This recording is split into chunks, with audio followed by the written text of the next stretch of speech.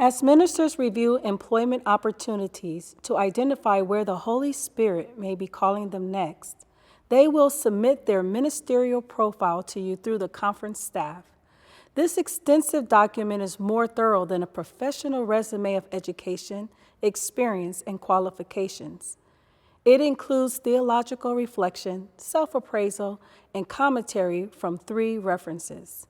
Additionally, profiles protect your church and its candidate pool.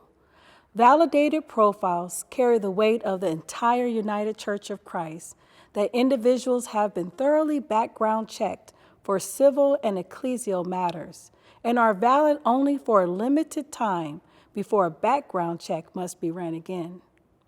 Once your Pastoral Search Committee transitions to the phase of receiving candidate profiles and interviewing, it is important that you move to a total confidentiality of the process. Confidentiality means that people who need to know information receive access to the information at the time they have a need to know it. Searching ministers are still engaged in good, fruitful ministry, and it's important to respect the covenantal relationship we share by not disrupting that current ministry.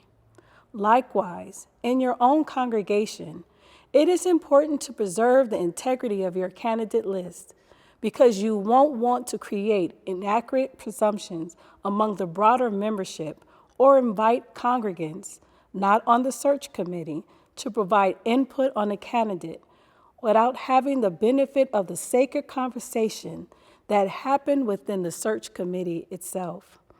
As you develop a process of interviewing candidates, remember to be consistent and in constant communication among yourselves, with your candidates, and with your associate conference minister.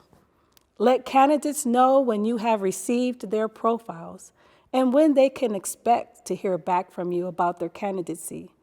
Speak with your associate conference minister about when you have ended the candidacy of individuals.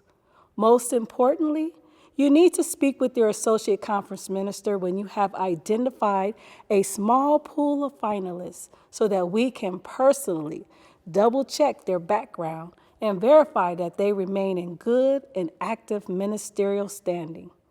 We offer 2 tips as you discern who God is calling to serve in your community. First, as much as possible, make sure everyone is in the room when you review and determine the next steps for a candidate, because the mutual discernment that happens in the room extends beyond what you read on paper in the profile, and that process cannot be relayed easily through minutes or notes. Second, trust the Holy Spirit and seek a unanimous decision on the choice of the candidates who will be your next pastor. It cannot be explained in the video, but we have witnessed the Holy Spirit move in some pretty awesome ways.